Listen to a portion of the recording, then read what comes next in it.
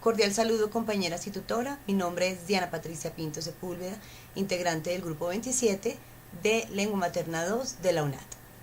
En esta ocasión quiero presentarles por medio de diapositivas este tema tan hermoso que es el contacto del español con el inglés en los Estados Unidos. Por medio de este viaje les mostraré cómo se generó este proceso de nuestro idioma y cómo se ha venido desarrollando a través del tiempo para que hoy en día tenga una posición muy grande e influyente en los Estados Unidos. Agradezco su atención, muchas gracias. El contacto del español con el inglés en los Estados Unidos. Nuestra lengua española llegó a los Estados Unidos en las primeras décadas del siglo XVI, con las expediciones de los señores Juan Ponce de León, Alvar Núñez, Hernando Soto, Juan Rodríguez, Francisco Vázquez y Hernando Alarcón. Estas expediciones se centraron en lo que hoy se conoce como la Florida, Luisiana, Texas y Nuevo México. La primera colonia se centró en San Agustín, Florida, en 1565. Todo esto sucedió 40 años antes de la colonización británica, que se realizó en 1607, y la francesa en 1608, las cuales llevaron a la Guerra de los 7 años.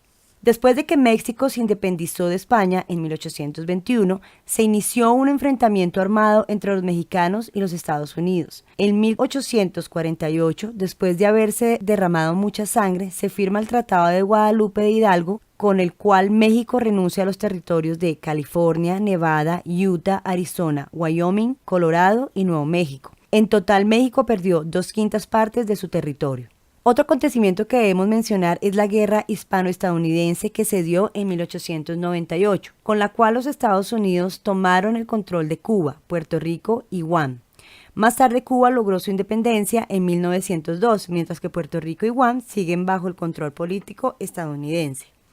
En cuanto a la evolución y expansión del español, podemos destacar a 3 grupos hispánicos: los mexicanos, los puertorriqueños y los cubanos. El señor Aurelio Espinosa, quien realizó un estudio detallado de la lengua española, determinó que a principios del siglo XX se podían identificar 3 dialectos del español de Nuevo México: el del Valle de San Luis, el de Santa Fe y el de Albuquerque, cada uno con variaciones e influencias particulares, unos más mexicanos y unos más neutros. Sin embargo, poco a poco el inglés se fue estableciendo como primera lengua, lo cual desplaza al español. Hoy en día se ha observado que existen 2 etnias hispanas bien distintas en Nuevo México: la de aquellos que se identifican hispanoamericanos y hablan el español tradicional, y los que se consideran Mexican American o chicanos y hablan el español mexicano. Por otro lado, podemos considerar que la migración mexicana es la que más ha generado la entrada de hispanos a Estados Unidos, seguida por Cuba y El Salvador.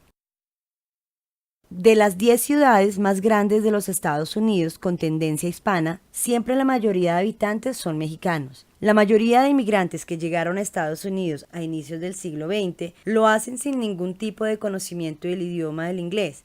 De hecho, en varios casos se presenta analfabetismo, lo cual de algún modo perpetúa el uso de la lengua española.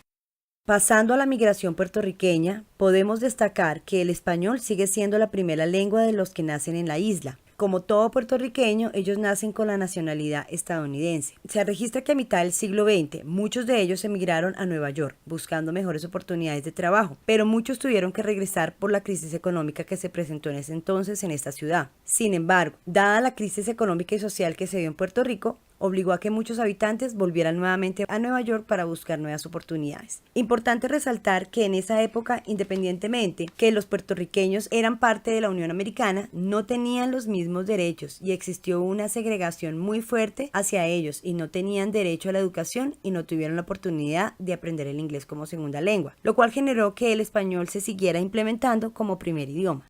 Para hablar de la hispanización en Miami, podemos destacar que esta era una ciudad muy turística dominada por anglos y judíos. Sin embargo, para 1970, después de la toma de Fidel Castro a Cuba, la inmigración de cubanos se hizo inminente y se logró destacar que 1 de cada 4 residentes en Miami era cubano. Hacia el año 2003 se encontró una comunidad de casi 800,000 cubanos en esta ciudad. También podemos destacar muchas otras inmigraciones, como lo son el caso de Nicaragua, Colombia, Argentina y Venezuela. que ya sea por conflictos sociales, económicos, políticos o armados, generan un gran número de inmigrantes a esta ciudad. Según el censo del año 2000, casi el 60% de la población es hispano o latina, constituyendo una ciudad prácticamente bilingüe. De la misma forma, varios de los conflictos que se presentaron en países de Centroamérica y Sudamérica generaron una inmigración panhispánica a los Estados Unidos.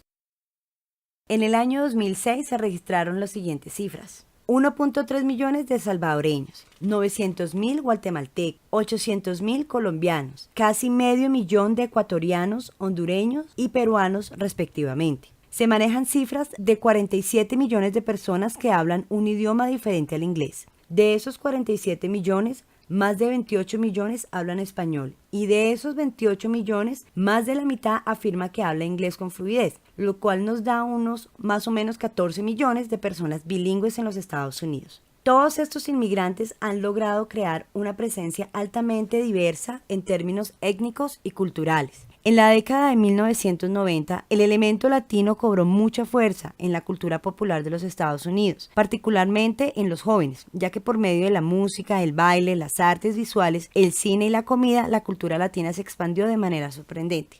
Según varios autores como Fishman y Cooper, el español se reservaba para el ámbito familiar, las interacciones entre amigos y la religión, mientras que el inglés dominaba el ámbito laboral y educativo. Muchos otros, como Pedraza, Atanasi y Hoffman, afirmaron que muchos hispanos utilizaban el español tanto en la vida pública como en la vida privada, y que el español no estaba destinado a desaparecer, puesto que la llegada de hispanoparlantes a Estados Unidos continuaba fluidamente. No obstante, el estudio de Santella, en 1997, sobre niños puertorriqueños en Nueva York, mostró que la tercera generación era en su mayoría monolingüe en inglés, que podían entender un español básico, pero que no serían capaces de criar a una cuarta generación bilingüe. Esto se demostró de igual manera en entornos cubanos, dominicanos y en Nueva York, donde la lengua dominante era el inglés.